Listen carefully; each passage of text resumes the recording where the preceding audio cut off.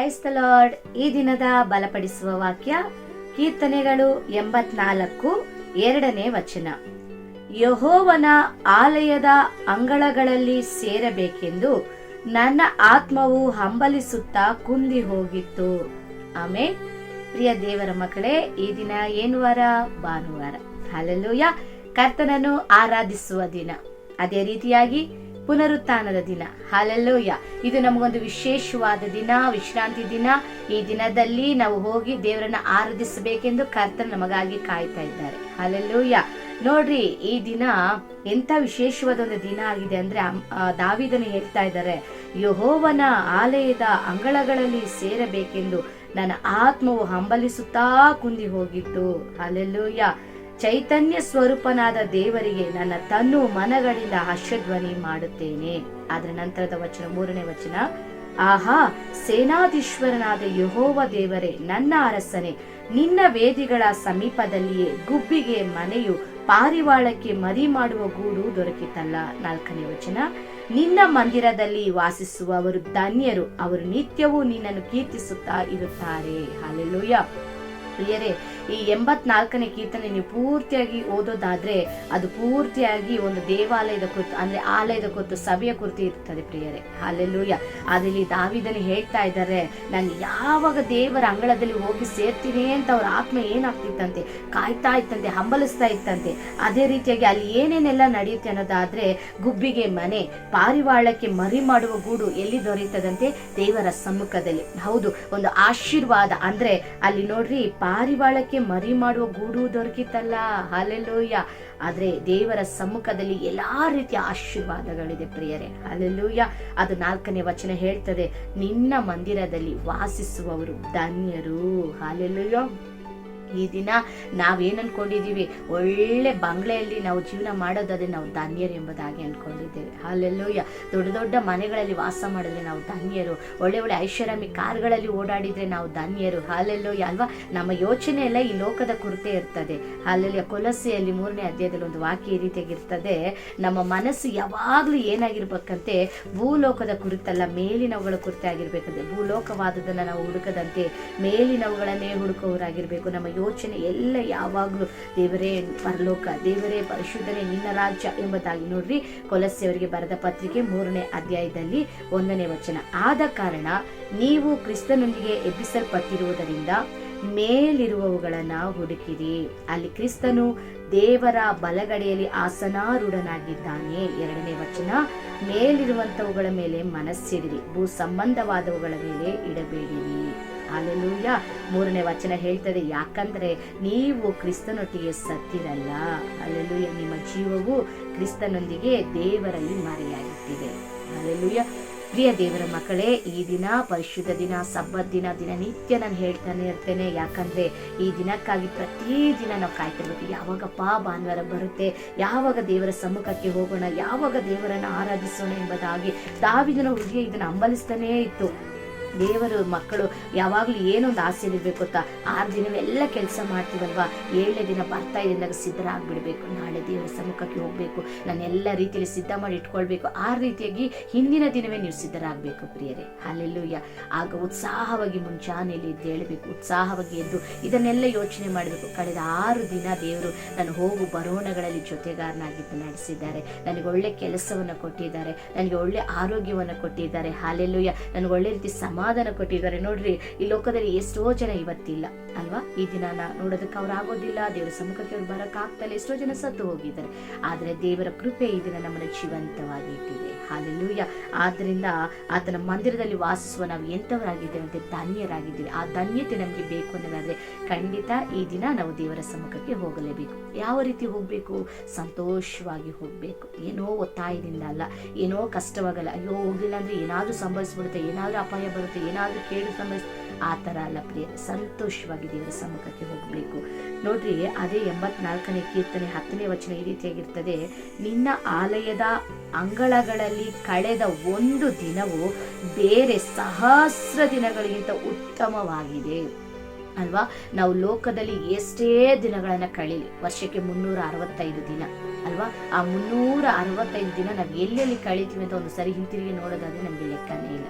ಆದ್ರೆ ಅಧಿಕವಾದ ದಿನಗಳು, ಅಧಿಕವಾದ ಸಮಯ ಲೋಕದಲ್ಲೇ ಕಳೆದಿರ್ತೇವೆ, ಲೋಕದ ಜನರ ಬಳಿಯಲ್ಲೇ ಕಳೆದಿರ್ತೇವೆ, ಲೋಕದ ಆಶೀರ್ವಾದಗಳಲ್ಲೇ ಕಳೆದಿರ್ತೀವಿ. ಆದರೆ ಇಲ್ಲಿ ದಾವೀದನು ಹೇಳ್ತಾ ಇದ್ದಾರೆ, ನಿನ್ನ ಆಲಯದ ಅಂಗಳಗಳಲ್ಲಿ ಕಳೆದ ಒಂದೇ ಒಂದು ದಿನ ಅದಿರ್ತದಂತೆ ಸಹಸ್ರ ದಿನಗಳಿಗಿಂತ ಉತ್ತಮವಾಗಿದೆ ಪ್ರಿಯ.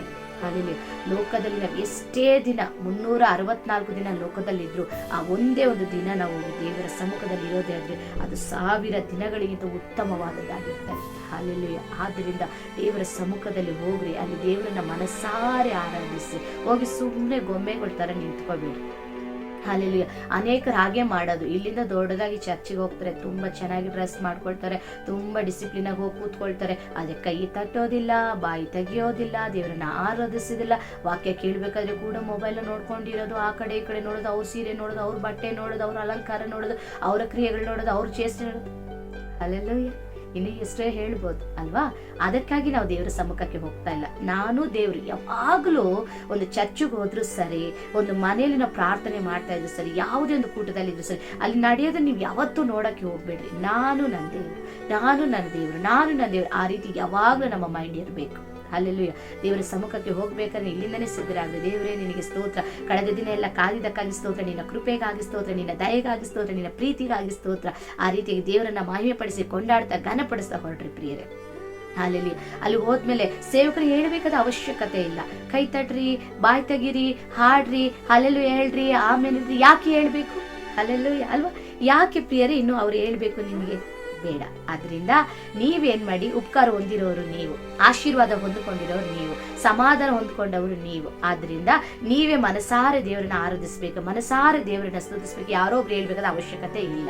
ಅಲ್ಲಿ ಇನ್ನು ಕೆಲವರು ಯೋಚನೆ ಮಾಡ್ತಾ ಇರ್ಬೋದು, ನನಗೇನು ನಡೆದೇ ಇಲ್ವಲ್ಲ, ನಾನು ಯಾಕೆ ದೇವ್ರನ್ನ ಸ್ತುತಿಸ್ಬೇಕು, ಯಾಕೆ ಆಲಯಕ್ಕೆ ಹೋಗ್ಬೇಕು, ಯಾಕೆ ದೇವ್ರನ್ನ ಆರಾಧಿಸ್ಬೇಕು, ಈ ರೀತಿ ಕೇಳೋರು ಕೂಡ ಕೆಲವರು ಇರ್ತೀರ. ಆದ್ರೆ ನಾನೊಂದು ಹೇಳ್ತೇನೆ ಪ್ರಿಯರೇ, ಈ ದಿನದವರೆಗೂ ನೀವು ಜೀವಂತವಾಗಿದ್ದೀರಲ್ವಾ? ಹಾಲೆಲೂಯ. ಈ ದಿನವರೆಗೂ ನಿಮ್ಗೆ ಒಳ್ಳೆ ಕೈಕಾಲೆಲ್ಲ ಗಟ್ಟಿ ಇದೆ ಅಲ್ವಾ? ಅದಕ್ಕಾಗಿ ದೇವರಿಗೆ ಸ್ತೋತ್ರ ಮಾಡಿ. ನೋಡ್ರಿ, ಕೈಕಾಲು ಇಲ್ದೇ ಇರೋರು ಪ್ರಿಯರೇ, ಎಷ್ಟೋ ಜನ ದೇವರಿಗೆ ಸೇವೆ ಮಾಡ್ತಾ ಇದ್ದಾರೆ. ಅವ್ರು ವೀಲ್ ಚೇರ್ಗಳಲ್ಲಿ ಹೋಗಿ ಟ್ರ್ಯಾಕ್ಸ್ ಕೊಡ್ತಾ ಸುವಾರ್ತೆ ಸಾರ್ತಾ ಇದ್ದಾರೆ. ಹಾಲೆಲೂಯ. ಆದ್ರೆ ನೀವು ನನಗೇನ್ ಮಾಡ್ತಾ ಇದ್ದೀವಿ, ದೇವ್ರಿಗೆ ಏನ್ ಮಾಡ್ತಾ ಇದೀವಿ? ಭಾನುವಾರ ಹೋಗಿ ಬರೋದಿನ ದೊಡ್ಡ ಒಂದು ಗನಂದಾರಿ ಕೆಲಸನ ನಾವು ಹಾಗೆ ಅನ್ಕೊಂಡಿರೋದು. ಅಪ್ಪಪ್ಪ, ಭಾನುವಾರ ಬಂತು ಅಂದ್ರೆ ಬೆಳಗ್ಗೆ ಎದ್ದೇಳ್ಬೇಕು, ಸ್ನಾನ ಮಾಡ್ಬೇಕು, ಜಮ್ ಅಂತ ಡ್ರೆಸ್ ಮಾಡ್ಕೋಬೇಕು, ಹೋಗ್ಬೇಕು, ಒಂದು ಪ್ರಾರ್ಥನೆ ಅಟೆಂಡ್ ಮಾಡ್ಬೇಕು, ಮನೆಗೆ ಬರ್ಬೇಕು, ಒಳ್ಳೆ ಮಟನ್ ಚಿಕನ್ ತಂದು ಬಿರಿಯಾನಿ ಮಾಡಿ ತಿಂದು ಹಬ್ಬ ಮಲಗಿ ರೆಸ್ಟ್ ಮಾಡದೆ ಸಂಡೇ ಮುಗೀತು. ಅಲ್ಲಿ ಅದ ಖಂಡಿತ ಅಲ್ಲ, ಅದು ವಿಶ್ರಾಂತಿ ದಿನ. ಆದಷ್ಟು ಮಟ್ಟಿಗೆ ಅದನ್ನ ಸಭೆಯಾಗಿಯೋ ಇಲ್ಲ ಕುಟುಂಬವಾಗಿಯೋ ಹೋಗಿ ಎಲ್ಲಾದ್ರೂ ಒಂದು 4 ಜನಕ್ಕೆ ಟ್ರ್ಯಾಕ್ಸ್ ಕೊಡ್ರಿ, ಇಲ್ಲ ಎಲ್ಲಾದ್ರೂ ಒಂದು 4 ಕಡೆ ಸೇವೆಗೆ ಹೋಗ್ರಿ. ಅಲ್ಲಿ ಎಲ್ಲಾದ್ರೂ ತಿಳಿದಿರೋ ನೆಂಟರ ಮನೆಗೆ ಹೋಗ್ರಿ, ಅನ್ಯರ ಮನೆಗೆ ಹೋಗ್ರಿ, ಸ್ನೇಹಿತರ ಮನೆಗೆ ಹೋಗ್ರಿ, ಅವತ್ತು ಕೂತು ಮಾತಾಡಿ ಅವ್ರ ಜೊತೆ ಸ್ವಲ್ಪ ಸಮಯ ಕಳೆದು ಕೊನೆಯದಾಗಿ ಬರ್ಬೇಕಾದ್ರೆ ಯೇಸುವಿನ ಪ್ರೀತಿನ ಹೇಳ್ಬಿಟ್ಟು ಬರ್ರಿ. ಪ್ರಯತ್ನ ಮಾಡ್ರಿ ಪ್ರಿಯರೇ.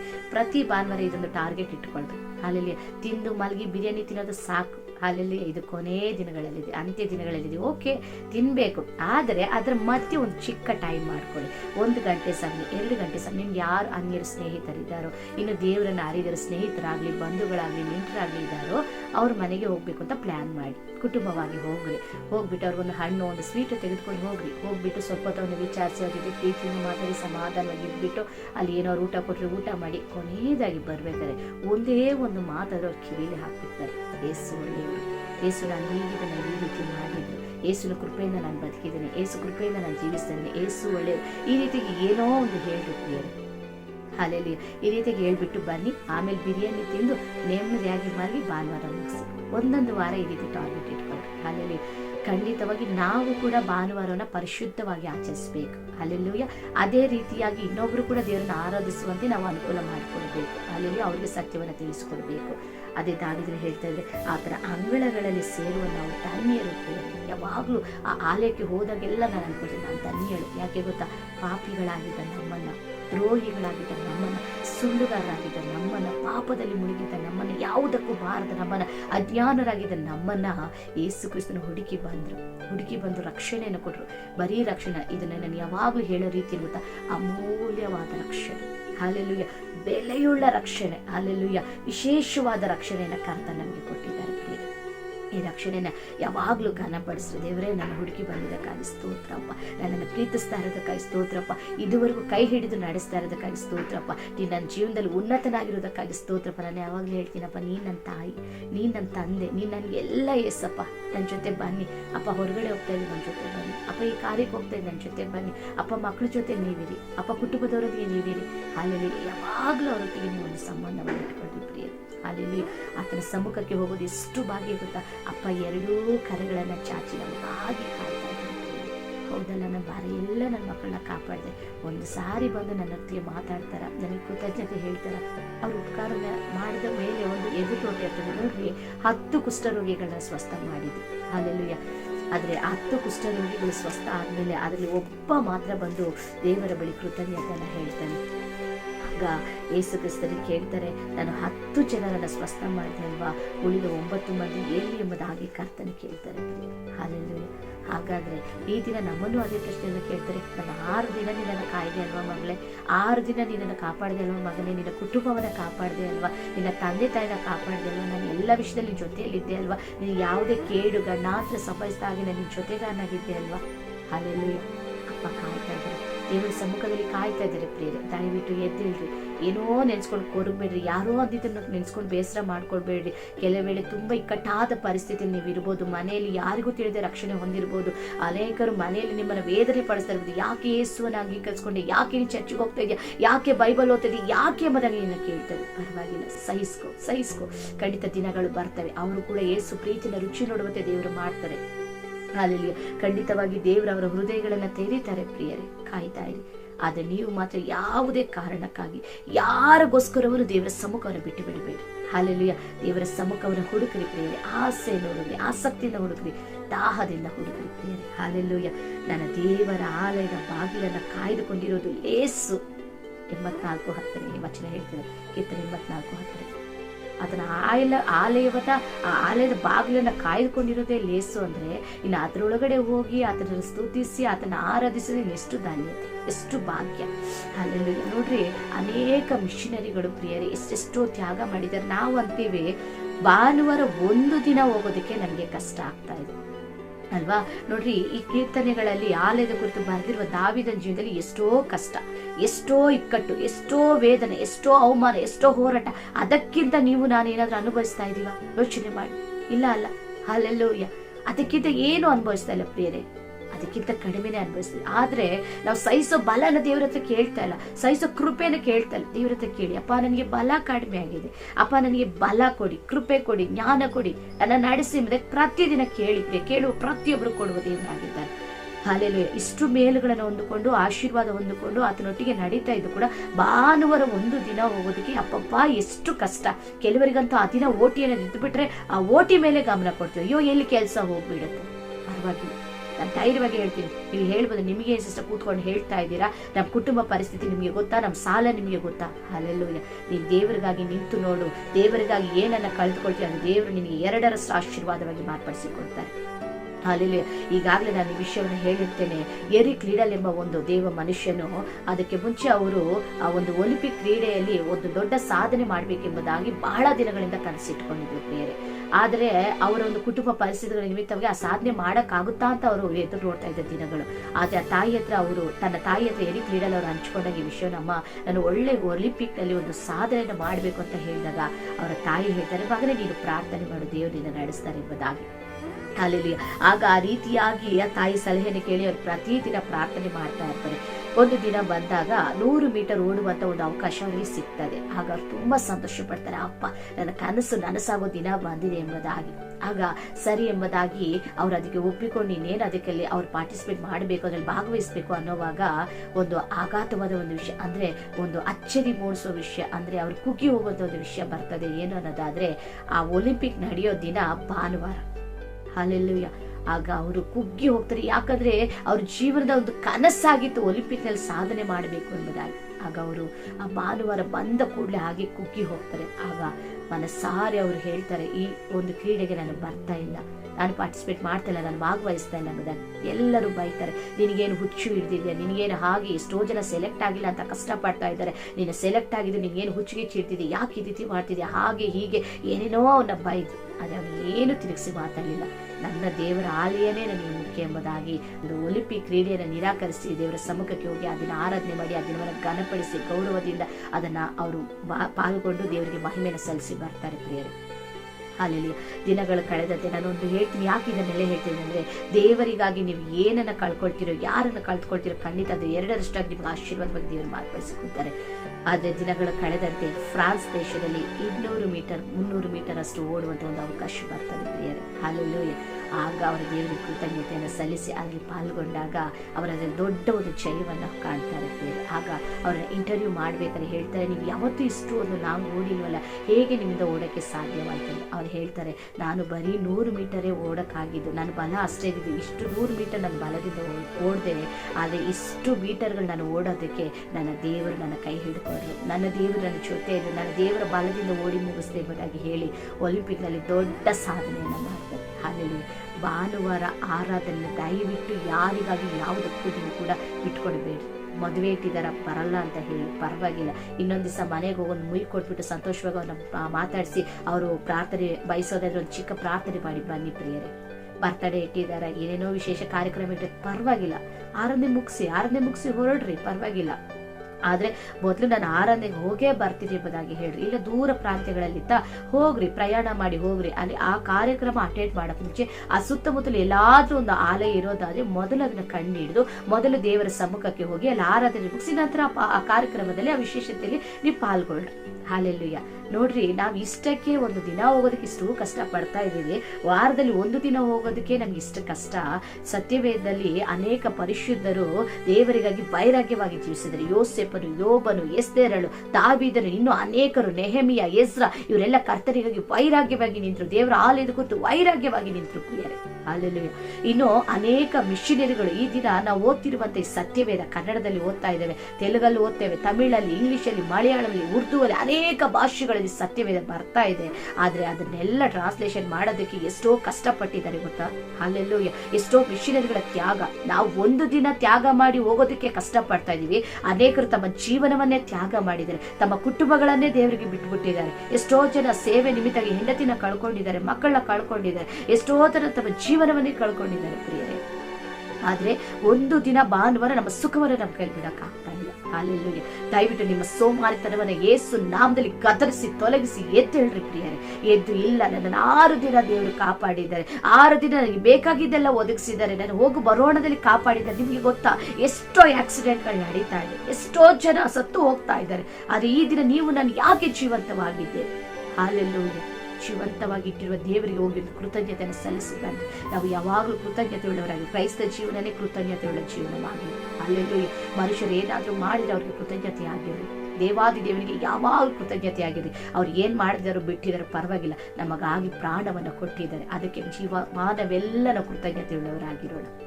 ಅಲ್ಲಿ ಎಷ್ಟೋ ಪರಿಶುದ್ಧರ ತ್ಯಾಗ ಈ ದಿನ ನಮ್ಮ ಕೈಗಳಲ್ಲಿ ಸತ್ಯವೇದ ಇದೆ. ಈ ದಿನ ನಮಗೆ ಲೈಟ್ಗಳಿದೆ. ಹಾಲೆಲ್ಲೂಯ. ಎಷ್ಟೋ ನಾವು ಉಪಯೋಗಿಸುವ ವಸ್ತುಗಳು, ವಾಹನಗಳು ಎಲ್ಲ ಅನೇಕ ಪರಿಶುದ್ಧರ ತ್ಯಾಗ, ಎಷ್ಟೋ ಮಿಷನರಿಗಳ ತ್ಯಾಗ, ಅವರ ಪ್ರಾರ್ಥನೆ, ಅವರ ಜೀವನ. ಹಾಲೆಲ್ಲೂಯ.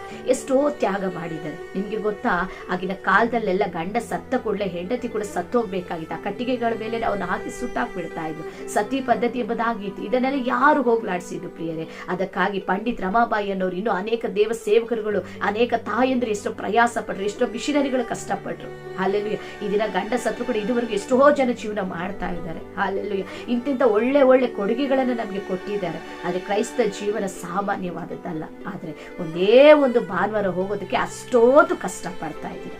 ದಯವಿಟ್ಟು ಪ್ರಿಯರೇ, ನಿಮಗೆ 2 ಕೈ ಜೋಡಿಸಿ ನಾನು ಹೇಳ್ತೇನೆ, ದಯವಿಟ್ಟು ಆಲಯಕ್ಕೆ ಹೋಗ್ರಿ.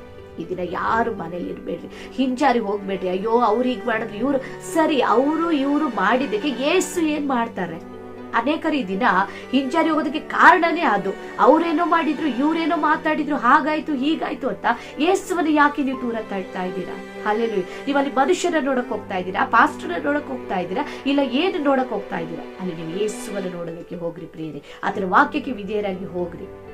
ಹಾಲೆಲೂಯ. ಅದನ್ನು ಪ್ರಧಾನ ಆಜ್ಞೆಯಾಗಿ ವಿಶ್ರಾಂತಿ ದಿನವನ್ನು ಪರಿಶುದ್ಧವಾಗಿ ಆಚರಿಸಬೇಕೆಂಬುದು. ಹಾಲೆಲೂಯ. ಆದ್ದರಿಂದ ಸಂತೋಷವಾಗಿ ಸಮಾಧಾನವಾಗಿ ದೇವರ ಸಮ್ಮುಖಕ್ಕೆ ಹೋಗ್ರಿ, ಕೃತಜ್ಞತೆಯೊಟ್ಟಿಗೆ ಪ್ರಿಯರೇ ಹೋಗ್ರಿ. ಆ ದೇವರ ಆಲಯದಲ್ಲಿ ಇರೋದು ಎಷ್ಟು ಭಾಗ್ಯ, ಎಷ್ಟು ಧನ್ಯತೆ. ದಾವೀದನ ಹೇಳ್ತಾ ಇದ್ದಾನಲ್ವ, ನಿನ್ನ ಮಂದಿರದಲ್ಲಿ ವಾಸಿಸುವವರು ಧನ್ಯರು. ಹಾಲೆಲೂಯ. ನಾವು ಧನ್ಯರು ಪ್ರಿಯರೇ. ಆ ಧನ್ಯತೆ ಈಗ ನಮಗೆ ಸಿಕ್ಕಿದೆ. ಬರೋ ದಿನಗಳು ಹೇಗಿರ್ತೋ ಗೊತ್ತಿಲ್ಲ. ವಾಕ್ಯಕ್ಕೆ ಕ್ಷಾಮ ಬರುವ ದಿನಗಳು ಬರ್ತಾ ಇದೆ. ವಾಕ್ಯ ಕೈಯಲ್ಲಿ ಇರೋದಿಲ್ಲ, ಸಭೆಗಳಿಗೆ ಹೋಗೋದಕ್ಕಾಗೋದಿಲ್ಲ. ಇನ್ನು ಅನೇಕ ಉಪದ್ರವ ಸಂಕಟ ನಾವು ಎದುರಿಸಬೇಕಾಗಿದೆ. ಈಗಲೇ ಸ್ಥಿರವಾಗಿ ನಿಂತುಕೊಳ್ರಿ, ಧೈರ್ಯವಾಗಿ ದೇವರನ್ನ ಆರಾಧಿಸ್ರಿ. ಸಮಯ ಇರುವಾಗ, ಅವಕಾಶ ಇರುವಾಗ ಅದನ್ನ ದಯವಿಟ್ಟು ಯೇಸು ನಾಮದಲ್ಲಿ ಉಪಯೋಗಿಸ್ಕೊಳ್ರಿ ಪ್ರಿಯರೇ. ಹಾಲೆಲೂಯ. ದೇವರ ಆಲಯವನ್ನು ಅಸಡ್ಡೆ ಮಾಡಬೇಡ್ರಿ. ಹಾಲೆಲೂಯ. ನಿಮ್ಗೆ ಗೊತ್ತಾ, ಸೇವಕರುಗಳು ರಾತ್ರಿ ಎಲ್ಲ ಕಾದಿದ್ದು, ಅಯ್ಯೋ ನನ್ನ ಮಕ್ಕಳು ಬರ್ತಾರೆ, ಅವರಿಗೆ ಒಂದು ವಾಕ್ಯವನ್ನು ಕೊಡಬೇಕಲ್ಲ ಅಂತ ಹೇಳಿ ಅವ್ರು ರಾತ್ರಿ ಎಲ್ಲ ಕಾದಿದ್ದು ಪ್ರಾರ್ಥನೆ ಮಾಡಿ ನಿಮಗೋಸ್ಕರ ವಾಕ್ಯವನ್ನು ಸಿದ್ಧ ಮಾಡಿಟ್ಟಿದ್ದಾರೆ. ಪರಲೋಕದ ದೇವರು ಮಾತನಾಡುವ ಮಾತುಗಳಿಗೆ ಕಿವಿಗೊಡ್ರಿ ಪ್ರಿಯರೇ. ಹಾಲೆಲೂಯ. ಹಾಲೆಲೂಯ. ದಯವಿಟ್ಟು ಯಾರು ಕೂಡ ಭಾನುವಾರ ಅಸಡ್ಡೆ ಮಾಡಬೇಡ್ರಿ. ಜಾಲಿ ಮಾಡೋ ದಿನ ಅಲ್ಲ ಅದು. ಹಾಲೆಲೂಯ. ಆ ದಿನ ಮಲಗೋ ದಿನ ಅಲ್ಲ. ಮಲಗ್ರಿ, ಏನೇ ಮಾಡ್ರಿ. ನಾನು ಹೇಳ್ತೀನಲ್ಲ, ಆಲಯಕ್ಕೆ ಹೋಗಿ ಮೊದಲು ಅಪ್ಪನಿಗೆ ಒಂದು ಥ್ಯಾಂಕ್ಸ್ ಹೇಳಿ, ಮಾಡಿದ ಎಲ್ಲ ಉಪಕಾರಗಳಿಗೆ ಕೃತಜ್ಞತೆ ಹೇಳಿ, ಆಮೇಲೆ ಬಂದು ನೆಮ್ಮದಿಗೆ ಊಟ ಮಾಡಿ ನೆಮ್ಮದಿ ಕುಟುಂಬದೊಂದಿಗೆ ಮಲಕೊಳ್ರಿ. ಒಂದೇ ಒಂದು ಕುಟುಂಬಕ್ಕಾದ್ರು, ಒಂದೇ ಒಂದು ವ್ಯಕ್ತಿಗಾದ್ರು ಭಾನುವಾರ ಏಸು ಒಳ್ಳೆಯವರು ಅಂತ ಮಾತ್ರ ಹೇಳೋದಕ್ಕೆ ಒಂದು ಟಾರ್ಗೆಟ್ ಇಟ್ಕೊಳ್ರಿ. ಹಾಲೆಲೂಯ. ನಿಜವಾಗ್ಲೂ ದೇವರ ಆಲಯದಲ್ಲಿ ವಾಸಿಸುವ ನಾವು ಧನ್ಯರು ಪ್ರಿಯರೇ. ಹಾಲೆಲೂಯ. ಆ ಧನ್ಯತೆಯನ್ನು ಕೊಟ್ಟಿರುವ ದೇವರಿಗೆ ನಾವು ಕೃತಜ್ಞತೆ ಸಲ್ಲಿಸಲೇಬೇಕಲ್ವಾ? ಆದ್ದರಿಂದ ಕರ್ತನಲ್ಲಿ ಪ್ರಿಯರೇ, ಈ ದಿನ ನಾನು ನಿಮ್ಮನ್ನು ಪ್ರೀತಿಯಿಂದ ಕೇಳ್ಕೊಳ್ತಾ ಇದ್ದೇನೆ. ದಯವಿಟ್ಟು ಈ ದಿನ ಎಲ್ಲರೂ ಕೂಡ ಯೇಸುವಿನ ನಾಮದಲ್ಲಿ ಆಲಯಕ್ಕೆ ಎದ್ದು ಹೋಗಿ. ಹಾಲೆಲೂಯ. ಆಲಯವನ್ನು ಯಾರು ನಿರ್ಲಕ್ಷಿಸಬೇಡಿ, ಯಾರು ಅಸಡ್ಡೆ ಮಾಡಬೇಡಿ. ದೇವರ ಪರಿಶುದ್ಧ ದಿನ. ಹಾಲೆಲೂಯ. 6 ದಿನಗಳು ದೇವರ ಕೆಲಸ ಮಾಡಿ 7ನೇ ದಿನ ವಿಶ್ರಾಂತಿ ತಗೊಂಡು ಅವ್ರ ಹಾಗೆ ನಾವು ವಿಶ್ರಾಂತಿ ತಗೋಬೇಕು ಅಂತ ಅವ್ರು ಬಯಸ್ತಾ ಇದ್ದಾರೆ. ನಿಮ್ಗೆ ಗೊತ್ತಾ, ಲೋಕದಲ್ಲಿ ಕೆಲಸ ಮಾಡುವಾಗ ಎಲ್ಲ 1-2 ನಿಮಿಷ ವಿಶ್ರಾಂತಿ ಸಿಕ್ಕೋದು ಎಷ್ಟೊಂದು ಸಂತೋಷ ಆಗುತ್ತೆ. ಹಾಲೆಲೂಯ. ಆದ್ರೆ ನಮಗಾಗಿ ಒಂದು ವಿಶ್ರಾಂತಿ ದಿನಾನೇ ಇದೆ, ಆದ್ರೆ ಆ ವಿಶ್ರಾಂತಿ ದಿನ ನಾವು ಫಾಲೋನೇ ಮಾಡೋದಿಲ್ಲ. ಹಾಲೆಲೂಯ. ಆದ್ರಿಂದ ನಮಗಾಗಿ ವಿಶ್ರಾಂತಿ ದಿನ ಇದೆ, ಸಬ್ಬತ್ ದಿನ ಇದೆ, ಪುನರುತ್ಥಾನ ದಿನ ಇದೆ, ಅದೇ ಭಾನುವಾರ. ಹಾಲೆಲೂಯ. ಈ ಭಾನುವಾರವನ್ನ ಯಾರು ಅಸಡ್ಡೆ ಮಾಡಬೇಡಿ. ಎದ್ದೊಳ್ರಿ. ನಿಮಗೆ ಬಲಹೀನತೆ ಆಗಿದೆಯಾ? ಪ್ರಾರ್ಥನೆ ಮಾಡಿ, ಏಸಪ್ಪ ನಾನು ಬಲಹೀನನಾಗಿದ್ದೇನೆ, ಯೇಸು ನಾಮದಲ್ಲಿ ನನ್ನ ಬಲಪಡಿಸಿ ಎಂಬುದಾಗಿ ಪ್ರಿಯರೇ ನೀವು ಕೇಳ್ರಿ. ಕರ್ತನು ನಿಮ್ಮನ್ನು ಬಲಪಡಿಸಿ, ನಿಮ್ಮನ್ನು ಉತ್ಸಾಹಪಡಿಸಿ, ಖಂಡಿತವಾಗಿ ನಿಮ್ಮ ಜೊತೆಯಲ್ಲಿ ಸಭೆಯಲ್ಲಿ ಬರ್ತಾರೆ, ನಿಮ್ಮೊಟ್ಟಿಗೆ ಮಾತನಾಡ್ತಾರೆ, ನಿಮ್ಮನ್ನು ಇನ್ನೂ ಮಹಿಮೆಯಾಗಿ ದೇವರು ನಡೆಸ್ತಾರೆ ಪ್ರಿಯರೇ. ಹಾಲೆಲೂಯ. ಹೋಗ್ರಿ, ಆಲಯದಲ್ಲಿ ದೇವರ ಮಹಿಮೆಯನ್ನು ನೀವು ನೋಡ್ರಿ, ನಿಮ್ಮನ್ನು ಇನ್ನೂ ಮಹಿಮೆಯಾಗಿ ದೇವರು ನಡೆಸ್ತಾರೆ. ಹಾಲೆಲೂಯ. ಕೃತಜ್ಞತೆ ಉಳ್ಳವರಾಗಿ ಯಾವಾಗಲೂ ನಾವು ಕರ್ತನಿಗಾಗಿ ಜೀವಿಸೋಣ. ನಾವಿದನ್ನು ಹೇಳಿದ ಹಾಗೆ, ಸೇನಾಧೀಶ್ವರನಾದ ಯೆಹೋವನೇ, ನಿನ್ನ ನಿವಾಸ ಎಷ್ಟೋ ರಮ್ಯವಾಗಿದೆ. ಕೆಲವರು ಅದು ಅನುಭವನ ಎಷ್ಟೋ ರುಚಿಯಾಗಿ ಹೇಳ್ತಾರೆ. ಹೇಗೆ ಗೊತ್ತಾ, ಅಪ್ಪ ದೇವರ ಸಮ್ಮುಖಕ್ಕೆ ಹೋದೆ, ಏನೋ ಸಮಾಧಾನ, ಏನೋ ಒಂದು ಸಂತೋಷ. ಹಾಲೆಲೂಯ. ಏನೋ ಭಾರ ಎಲ್ಲ ನನ್ನಿಂದ ಹೋದ ಹಾಗೆ ಇತ್ತು ಎಂಬುದಾಗಿ ಎಷ್ಟೋ ಜನ ಹೇಳ್ತಾರೆ. ಹೌದು, ದೇವರ ಸಮ್ಮುಖದಲ್ಲಿ ಹೋದ್ರೆ ಒಂದು ಹೊಸ ಬಿಡುಗಡೆ ನಿಮಗೆ ಸಿಗ್ತದೆ. ಅವರ ಪ್ರಸನ್ನತೆ ಅನುಭವಿಸುವಾಗಲೇ ಏನೋ ಒಂದು ನಿಮ್ಮ ಜೀವನದಲ್ಲಿ ನಡೀತದೆ ಪ್ರಿಯರೇ. ಹಾಲೆಲೂಯ. ದಯವಿಟ್ಟು ಈ ದಿನ ಯೇಸು ನಾಮದಲ್ಲಿ ಎಲ್ಲರೂ ಸಿದ್ಧರಾಗ್ರಿ, ಎದ್ದೇಳ್ರಿ, ಆರಾಧನೆಗೆ ಹೋಗ್ರಿ, ಸಂತೋಷವಾಗಿ ಆರಾಧಿಸ್ರಿ, ಕೃತಜ್ಞತೆಯುಳ್ಳವರಾಗಿರ್ರಿ, ದೇವರನ್ನ ಮಹಿಮೆ ಪಡಿಸ್ರಿ. ಯಾರಿಗಾಗಿ ಅಲ್ಲ, ಒತ್ತಾಯಕ್ಕಾಗಿ ಅಲ್ಲ. ನನ್ನ ಯೇಸು ಇದುವರೆಗೂ ನನ್ನ ನಡೆಸಿದ್ದಾರೆ, ನನ್ನ ಕುಟುಂಬನ ನಡೆಸಿದ್ದಾರೆ, ನನಗೆ ಕೆಲಸ ಕಾರ್ಯ ಕೊಟ್ಟಿದ್ದಾರೆ, ನನ್ನ ಬಿಸ್ನೆಸ್ ಅಲ್ಲಿ ಜೊತೆ ಇದ್ದಿದ್ದಾರೆ, ಏನು ಮಾಡಿಲ್ವ ಜೀವವನ್ನು ಇದುವರೆಗೂ ಉಳಿಸಿದ್ದಾರೆ. ಅದಕ್ಕಾಗಿ ಕೃತಜ್ಞತೆ ಹೇಳೋದಕ್ಕಾಗಿ ಹೋಗ್ರಿ. ಖಂಡಿತವಾಗಿ ಪ್ರಿಯರೇ, ಯೇಸು ನಾಮದಲ್ಲಿ ನಾನು ನಂಬ್ತೇನೆ, ಈ ವಾಕ್ಯ ನಿಮಗೆ ಪ್ರಯೋಜನವಾಗಿರ್ತದೆ ಎಂಬುದಾಗಿ. ಖಂಡಿತ ಇದು ದೇವರ ದಿನ. ಎಷ್ಟೋ ಪರಿಶುದ್ಧರ ತ್ಯಾಗ, ಎಷ್ಟೋ ಮಿಷನರಿಗಳ ಒಂದು ತ್ಯಾಗ. ಹಾಲೆಲೂಯ. ಈ ದಿನ ನಮಗೆ ಈ ಒಂದು ಒಳ್ಳೆ ಅವಕಾಶ ಸಿಕ್ಕಿದೆ. ನಿಮ್ಗೆ ಗೊತ್ತಾ, ನಾರ್ತ್ನಲ್ಲೆಲ್ಲ ಇನ್ನೂ ಎಷ್ಟೋ ಜನಕ್ಕೆ ಸಭೆ ಇಲ್ಲ, ಎಷ್ಟೋ ಸಭೆಗಳು ಸುಟ್ಟಾಕ್ಬಿಟ್ಟಿದ್ದಾರೆ ಪ್ರಿಯರೇ. ಹಾಲೆಲೂಯ. ಮಣಿಪುರ್ನಲ್ಲೆಲ್ಲ ನಡೆದ ಕಾರ್ಯಗಳು ನಮಗೆ ಗೊತ್ತಲ್ಲ, ಎಷ್ಟೋ ರೀತಿಯಲ್ಲಿ ಘೋರವಾದ ಕಾರ್ಯಗಳೆಲ್ಲ ನಡೆದಿದೆ. ಆದ್ರೂ ಅವರು ನಂಬಿಕೆಯನ್ನು ಬಿಟ್ಟಿಲ್ಲ. ಅವರು ಮರದ ಕೆಳಗೆ ಕೂತ್ಕೊಂಡು ಆರಾಧಿಸ್ತಾ ಇದ್ದಾರೆ, ಬಂಡೆಗಳ ಮೇಲೆ ಕುಳಿತು ಆರಾಧಿಸ್ತಾ ಇದ್ದಾರೆ, ಅವರು ಕಾಡುಗಳಲ್ಲಿ ಕುಳಿತು ಆರಾಧಿಸ್ತಾ ಇದ್ದಾರೆ. ಆದ್ರೆ ದೇವರು ನಮಗೆ ಒಳ್ಳೆ ಕಂಫರ್ಟ್ ಆಗಿರೋ ಸಭೆಗಳನ್ನ ಕೊಟ್ಟಿದ್ದಾರೆ. ನಾವು ತುಂಬಾ ಚೆನ್ನಾಗಿ ಆರಾಧನೆ ಮಾಡೋ ಸ್ಥಳ ನಮಗಿದೆ, ಒಳ್ಳೆ ಸೇವೆಗೆ ಅನುಕೂಲಗಳಿದೆ. ಹಾಲೆಲೂಯ. ಈ ಅವಕಾಶವನ್ನ ದಯವಿಟ್ಟು ಮಿಸ್ ಮಾಡ್ಕೋಬೇಡ್ರಿ. ಹಾಲೆಲೂಯ. ಎಲ್ಲರೂ ಕೂಡ ಸಂತೋಷವಾಗಿ ಎದ್ದೇಳ್ರಿ, ಸಂತೋಷವಾಗಿ ದೇವರ ಸಮ್ಮುಖದಲ್ಲಿ ಕಾಣಲ್ಪಡ್ರಿ, ದೇವರನ್ನ ಉತ್ಸಾಹವಾಗಿ ಮನರಮ್ಯದಿಂದ ಆರಾಧಿಸ್ರಿ ಪ್ರಿಯರೇ. ಹಾಲೆಲೂಯ. ಖಂಡಿತ ನೀವಾಗಲೇ ಆರಾಧಿಸಿ ಬರುವಾಗ ನಾವು ಧನ್ಯರಾಗಿದ್ದೇವೆ. ಆ ದೇವರ ಆಲಯದಲ್ಲಿ ಕಳೆಯುವ ಒಂದೇ ಒಂದು ದಿನ ಅದು ಸಹಸ್ರಾರು ದಿನಗಳಿಗಿಂತ ಉತ್ತಮವಾಗಿದೆ. ಹಾಲೆಲೂಯ. ಖಂಡಿತ ಈ ದಿನ ನಾವು ಲೋಕದಲ್ಲಿ ಕಳೆದ ಎಲ್ಲಾ ದಿನಗಳಿಗಿಂತ 6 ದಿನಗಳಿಗಿಂತ ಈ ದಿನ ಒಂದು ವಿಶೇಷವಾದ ದಿನವಾಗಿರ್ತದೆ. ಹಾಲೆಲೂಯ. ಹಲ್ಲೆಲೂಯ. ಅನೇಕರು ಇದು ಬೇರೆ ಒಂದು ಗಲಿಬಿಲಿ, 6 ದಿನಗಳು, ಇದು 7ನೇ ದಿನ, ನಾವು 1ನೇ ದಿನ, ಅದು ನಮ್ಗೆ ಬೇಡವೇ ಬೇಡಪ್ಪ, ಗೊಡವೆನೇ ಬೇಡ. ಈ ದಿನ ಯೇಸು ಪುನರುತ್ಥಾನನಾಗಿದ್ದಾರೆ, ಈ ದಿನ ಯೇಸು ಜೀವಂತವಾಗಿದ್ದಾರೆ, ಈ ದಿನ ನಾವು ಹೋಗಿ ದೇವರನ್ನು ನೋಡ್ತೀವಿ. ಮಗ್ದಲದ ಮರಿಯಳು ಹೋಗಿ ದೇವರನ್ನ ನೋಡಿದ್ಲು. ಹಲ್ಲೆಲೂಯ. ಅದೇ ರೀತಿ ನಾನು ಹೋಗ್ತೀನಿ, ನನ್ನ ಯೇಸು ಜೀವಂತವಾಗಿ ಎದ್ದಿದ್ದಾರೆ, ನನ್ನ ಯೇಸು ಮರಣವನ್ನ ಗೆದ್ದಿದ್ದಾರೆ, ಅವ್ರನ್ನ ನೋಡೋದಕ್ಕೆ ನಾನು ಹೋಗ್ತಾ ಇದ್ದೀನಿ, ಅವ್ರನ್ನ ಆರಾಧಿಸೋದಕ್ಕೆ ನಾನು ಹೋಗ್ತಾ ಇದ್ದೀನಿ. ಯಾರು 7 ದಿನಗಳ ಗೊಡವೆಯೇ ನಮ್ಗೆ ಬೇಡಪ್ಪ. ಕೆಲವರು ಹೇಳ್ತಾರೆ ಇದು ವಾರದ ಮೊದಲನೇ ದಿನ, ಕೆಲವರು ಹೇಳ್ತಾರೆ ಇದು 7ನೇ ದಿನ. ಹಲ್ಲೆಲೂಯ. ಯಾವ ದಿನ ಆಗಿರ್ಲಿ ಸತ್ಯವೇದದಲ್ಲಿ ಬರೆಯಲ್ಪಟ್ಟಿದೆ, ಇದು ಭಾನುವಾರ, ಇದು ಪುನರುತ್ಥಾನದ ದಿನ. ಹಲ್ಲೆಲೂಯ. ವಾರದ ಮೊದಲನೇ ದಿನ ಎಂಬುದಾಗಿ ಮತ್ತಾಯನು ಬರೆದ ಸುವಾರ್ತೆ 28ನೇ ಅಧ್ಯಾಯದಲ್ಲಿ ದೇವರ ವಾಕ್ಯ ಬರೆಯಲ್ಪಟ್ಟಿದೆ. ಆದ್ದರಿಂದ ನಾವು ಸಂತೋಷವಾಗಿ ಈ ದಿನಗಳ ಗೊಡವೆ ನಮಗೆ ಬೇಡ. ನಾವು ಎಲ್ಲರೂ ಕೂಡ ಒಂದೇ ಯಜಮಾನನಿಗೆ ಸೇವೆ ಮಾಡೋರಾಗಿದ್ದೇವೆ, ಒಂದೇ ಯಜಮಾನ ತೋಟದಲ್ಲಿ ಕೆಲಸ ಮಾಡೋರಾಗಿದ್ದೇವೆ. ಈ ಪಂಗಡಗಳು ಬೇಡ, ಈ ವಿಭಾಗಗಳು ಬೇಡ, ಈ ವಿಭಜನೆಗಳು ಬೇಡ, ಏನು ಬೇಡಪ್ಪ. ನಮಗೆ ಯೇಸು ಬೇಕು. ಯೇಸು ನನಗಾಗಿ ಪ್ರಾಣ ಕೊಟ್ಟಿದ್ದಾರೆ, ಯೇಸು ನನಗಾಗಿ ರಕ್ತ ಸುರಿಸಿದ್ದಾರೆ, ಯೇಸು ನನಗಾಗಿ ಎಷ್ಟೋ ಕಾರ್ಯಗಳನ್ನು ಮಾಡಿದ್ದಾರೆ. ಅಂತ ದೇವರಿಗೆ ಕೃತಜ್ಞತೆ ಉಳ್ಳವಳಾಗಿರ್ತೇನೆ, ಕೃತಜ್ಞತೆ ಉಳ್ಳವನಾಗಿರ್ತೇನೆ, ಅಷ್ಟು ಮಾತ್ರ ಸಾಕು. ಯಾವುದು ನಮ್ಗೆ ಬೇಡ. ಅನೇಕರು CSI, ಮೆಥಡಿಸ್ಟ್, ಸೆವೆಂತ್ ಡೇ, ಭಾನುವಾರ, ಬೆಂದೆಕೋಸ್ಟ್ ಏನನ್ನು ಹೇಳ್ತಾರೆ ಪ್ರಿಯರೇ, ಬೇಡ. ನಮ್ಗೆಲ್ಲರನ್ನ ಪ್ರೀತಿಸೋಣ, ಎಲ್ಲರನ್ನು ಸಹಿಸಿಕೊಳ್ಳೋಣ, ಎಲ್ಲರಿಗೂ ಬಿಟ್ಟುಕೊಡೋಣ. ಹಲ್ಲೆಲೂಯ. ನಮ್ಮ ಉದ್ದೇಶ ಒಂದೇ, ನಾವು ಯೇಸುವನ್ನ ಆರಾಧಿಸಬೇಕು. ಹಲ್ಲೆಲೂಯ. ಪರಲೋಕದ ದೇವರು ಹೇಳಿರೋ ಆಜ್ಞೆಗಳನ್ನ ಕೈಕೊಂಡು ನಡಿಬೇಕು, ಪರಿಶುದ್ಧಾತ್ಮದ ಸಹಾಯದೊಟ್ಟಿಗೆ ಪ್ರತಿದಿನ ನಡಿಬೇಕು. ಪರಲೋಕ ರಾಜ್ಯಕ್ಕೆ ನಾವು ಸಿದ್ಧರಾಗಬೇಕು. ನಮ್ಮೊಟ್ಟಿಗೆ ಒಂದು ಗುಂಪನ್ನ ನಾವೇನ್ ಮಾಡಬೇಕು, ಸಿದ್ಧ ಮಾಡ್ಬೇಕು. ಅದನ್ನ ಬಿಟ್ಟು ಇನ್ನು ವಾಗ್ವಾದಗಳನ್ನು ಮಾಡ್ಕೊಂಡಿದ್ರೆ ಹೇಗೆ ಪ್ರಿಯರೇ, ಅಂತ್ಯ ದಿನಗಳು ಬರ್ತಾ ಇದೆ. ಕೆಲವರು ಈ ರೀತಿ ವಾಗ್ದಾನಗಳಲ್ಲಿ ಎಷ್ಟೋ ಜನ ಇದ್ದಾರೆ. ಬೇಡ, ನಮ್ಗೆ ಅದು ಯಾವುದು ಬೇಡ. ಸರಿ ತಪ್ಪುಗಳು ಬೇಡ. ದೇವರನ್ನ ಆರಾಧಿಸೋದು ನಮಗೆ ಗೊತ್ತು, ದೇವರಿಗೆ ಉಪಕಾರ ಸ್ತುತಿ ಮಾಡೋದು ನಮಗೆ ಗೊತ್ತು, ದೇವರನ್ನ ಪ್ರೀತಿಸೋದು ಗೊತ್ತು. ಹಲ್ಲೆಲೂಯ. ಆ ದೇವರನ್ನ ಸಂತೋಷವಾಗಿ ಕುಟುಂಬವಾಗಿ ಎಲ್ಲರಿಗೂ ಇದನ್ನ ರಜೆ ಇದೆ, ನಾವು ಹೋಗಿ ದೇವರನ್ನ ಆರಾಧಿಸೋಣ ಪ್ರಿಯರೇ. ಓವರ್ ಟೈಮ್ ಬೇಕಾಗಿಲ್ಲ, ಯಾವ ಫಂಕ್ಷನ್ಗಳು ಬೇಕಾಗಿಲ್ಲ, ಯಾವ ಮದುವೆನೂ ಬೇಕಲ್ಲ. ಏನೇ ಇದ್ರು ಆಲಯಕ್ಕೆ ಹೋಗಿ ಬಂದ ನಂತರ ಹೋಗೋಣ. ಹಲ್ಲೆಲೂಯ. ಖಂಡಿತವಾಗಿ ಈ ತಪ್ಪು ಯಾರು ಮಾಡಬೇಡ್ರಿ. ದೇವರ ವಾಕ್ಯ ಹೇಳ್ತದೆ, ಮತ್ತಾಯನು ಬರೆದ ಸುವಾರ್ತೆ 6ನೇ ಅಧ್ಯಾಯ 33ನೇ ವಚನದಲ್ಲಿ, ಮೊದಲು ದೇವರ ರಾಜ್ಯಕ್ಕಾಗಿಯೂ ಆತನ ನೀತಿಗಾಗಿಯೂ ತವಕ ಪಡ್ರಿ, ನಿಮಗೆಲ್ಲವೂ ಕೂಡ ಅದರೊಟ್ಟಿಗೆ ಕೊಡಲ್ಪಡ್ತದೆ ಎಂಬುದಾಗಿ. ಅವುಗಳು ಕೂಡ ನಿಮ್ಗೆಲ್ಲ ಕೊಡಲ್ಪಡ್ತದೆ. ನೀವು ಆ ರೀತಿ ಮೊದಲನೇ ದಿನ ಇದು ದೇವರಿಗೆ, ಮೊದಲನೇ ಸಮಯ ಅದು ದೇವರಿಗೆ, ಇದು ಮೊದಲ ಕಾಣಿಕೆ ದೇವರಿಗೆ, ಇದರಲ್ಲಿ ಮೊದಲು ದೇವರಿಗೆ. ಯಾವಾಗ ನೀನು ಹೃದಯ ಮೊದಲು ದೇವರಿಗೆ, ಮೊದಲು ದೇವರಿಗೆ, ಮೊದಲು ದೇವರಿಗೆ ಅಂತ ಮೊದಲು ಅಂತ ಎಲ್ಲ ಆತನ ಫಸ್ಟ್ ಇಡ್ತಿರೋ, ನೀವು ಬೆಸ್ಟ್ ಆಗಿರ್ತೀರ. ಅಲ್ಲೆಲ್ಲೂಯ. ಖಂಡಿತವಾಗಿ ಅವರಿಗೆ ನೀವು ಫಸ್ಟ್ ಪ್ಲೇಸ್ ಅನ್ನು ಕೊಡಬೇಕಾದ್ರೆ ನೀವು ಎಲ್ಲ ಸ್ಥಳದಲ್ಲಿ ಎಲ್ಲ ಕಡೆ ಫಸ್ಟ್ ಅಲ್ಲಿ ದೇವರು ನಿಮ್ಮನ್ನು ನಿಲ್ಲಿಸ್ತಾರೆ. ಖಂಡಿತವಾಗಿ ನಾನು ಕರ್ತನಲ್ಲಿ ನಂಬ್ತೇನೆ. ಈ ದಿನ ನಿಮಗೂ ನಿಮ್ಮ ಕುಟುಂಬಕ್ಕೂ ಆಶೀರ್ವಾದವಾಗಿರ್ತದೆ. ಎಲ್ಲರೂ ಕೂಡ ಸಂತೋಷವಾಗಿ ಹೋಗೋಣ, ಸಂತೋಷವಾಗಿ ದೇವರನ್ನ ಆರಾಧಿಸೋಣ, ಸಂತೋಷವಾಗಿ ಆತನನ್ನ ಮಹಿಮೆ ಪಡಿಸಿ, ಘನಪಡಿಸಿ, ಕೊಂಡಾಡಿ ಉತ್ಸಾಹವಾಗಿ ಬರೋಣ ಪ್ರಿಯರೇ. ಹಲ್ಲೆಲೂಯ. ಯಾರಾದ್ರೂ ಬಲಹೀನರಾಗಿದ್ರೆ ದಯವಿಟ್ಟು ಕರ್ತ ನಿಮ್ಮನ್ನು ಕೂಡ ಬಲಪಡಿಸಲಿ. ಇನ್ನು ಅನೇಕರು, ನಾನು ಅನ್ಕೊಳ್ತೀನಿ, ಹಾಸಿಗೆಯಲ್ಲಿ ಈ ಒಂದು ವಿಡಿಯೋವನ್ನು ನೋಡ್ತಾ ಇದ್ದೀರಾ ಪ್ರಿಯರೇ, ಬರುವ ದಿನಗಳಲ್ಲಿ ಖಂಡಿತ ದೇವರು ನಿಮ್ಮನ್ನು ಕೂಡ ಬಲದಿಂದ ತುಂಬಿಸಿ ಯೇಸುವಿನ ನಾಮದಲ್ಲಿ ನೀವು ಆಲಯಕ್ಕೆ ನಡೆದು ಹೋಗುವಂತೆ ದೇವರು ಕೃಪೆ ಮಾಡ್ತಾರೆ. ಖಂಡಿತ ಆತನಿಗೆ ಅಸಾಧ್ಯವಾದದ್ದು ಯಾವುದೂ ಇಲ್ಲ. ಇದು ಮನುಷ್ಯರಿಗೆ ಅಸಾಧ್ಯ, ಆದ ದೇವರಿಗೆ ಎಲ್ಲ ಸಾಧ್ಯವಾದಾಗಿ ದೇವರ ವಾಕ್ಯ ಹೇಳಲ್ಪಟ್ಟಿದೆ. ಆದ್ದರಿಂದ ಕರ್ತನ ಪ್ರಿಯರೇ, ನೀವು ಕೂಡ ನಂಬ್ರಿ, ದೇವರ ಹತ್ರ ಕೇಳ್ರಿ, ಬಲಪಡಿಸ್ರಿ. ಅಪ್ಪ, ನಾನು ನಿನ್ನ ಆಲಯಕ್ಕೆ ಬರಬೇಕು, ನಿನಗೆ ಕೃತಜ್ಞತೆ ಸಲ್ಲಿಸಬೇಕೆಂಬ ಪ್ರಾರ್ಥನೆ ಮಾಡಿ ಬರುವ ದಿನಗಳಲ್ಲಿ ದೇವರು ನಿಮ್ಮನ್ನ ಕೈ ಹಿಡಿದು ಎಬ್ಬಿಸಿ ಆಲಯಕ್ಕೆ ನಡೆದುಕೊಂಡು ಹೋಗುವ ಕೃಪೆಯನ್ನು ಕೊಡ್ತಾರೆ. ಆದ್ದರಿಂದ ನೀವು ಮಲಗಿರುವ ಸ್ಥಳದಲ್ಲೇ ಪ್ರಿಯರೇ, ಈ ದಿನ ಒಳ್ಳೆ ಯೂಟ್ಯೂಬ್ ಚಾನೆಲ್ಗಳಲ್ಲಿ ಒಳ್ಳೆ ಮಹಿಮೆ ಆರಾಧನೆಗಳು ಬರ್ತಾ ಇದೆ, ಒಳ್ಳೆ ಪರಿಶುದ್ಧ ಆರಾಧನೆಗಳು ಬರ್ತಿದೆ. ಅದರ ಸರಿಯಾಗಿ ಆಯ್ಕೆ ಮಾಡಿಕೊಳ್ರಿ. ಯಾವುದು ಅಂದ್ರೆ ಅದನ್ನ ನೋಡ್ಬೇಡ್ರಿ ದಯವಿಟ್ಟು.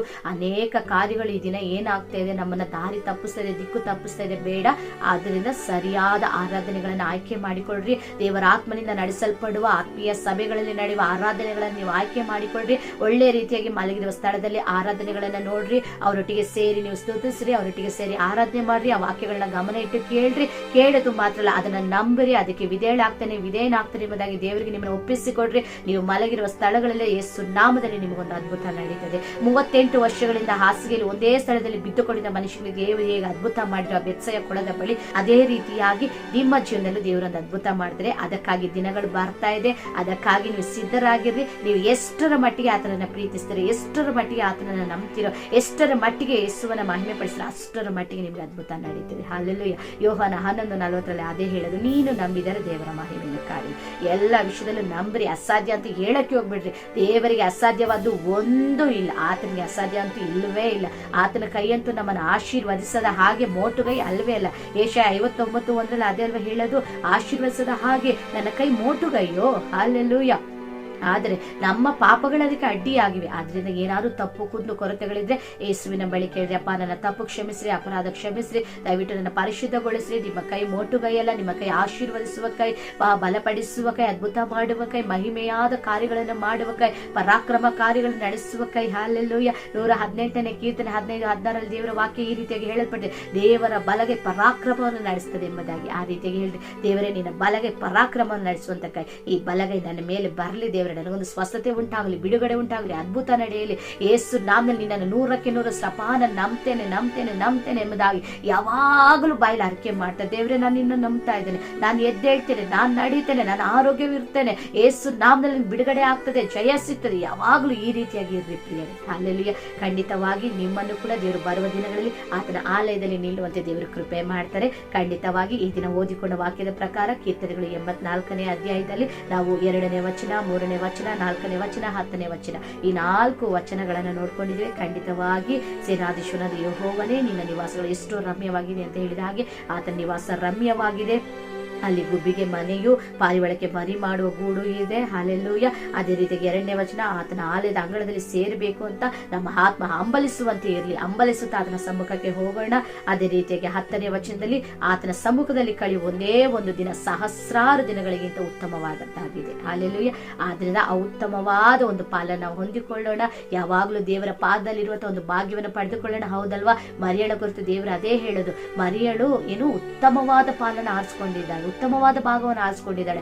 ಆದರೆ ಮಾರ್ತಾಳೆ, ನೀನು ಈ ಲೋಕದ ಕಾರ್ಯಗಳಲ್ಲಿ ಗಡಿಬಿಡಿ ಗೊಂದಲದಲ್ಲಿ ಇದೆಯಾ ಎಂಬುದಾಗಿ ಯೇಸು ಕ್ರಿಸ್ತನು ಮಾರ್ತಾಳನ್ನ ನೋಡಿ ಹೇಳ್ತಾರೆ. ನಾವು ಇದನ್ನ ಲೋಕದಲ್ಲಿ ಗಡಿಬಿಡಿ ಗೊಂದಲ, ಅಯ್ಯೋ ಅದಕ್ಕೇನ್ ಮಾಡೋದು, ಇದಕ್ಕೇನ್ ಮಾಡೋದು, ಹಾಗೆ ಹೀಗೆ. ಸ್ಟಾಪ್. ಹಲ್ಲೆಲೂಯಾ.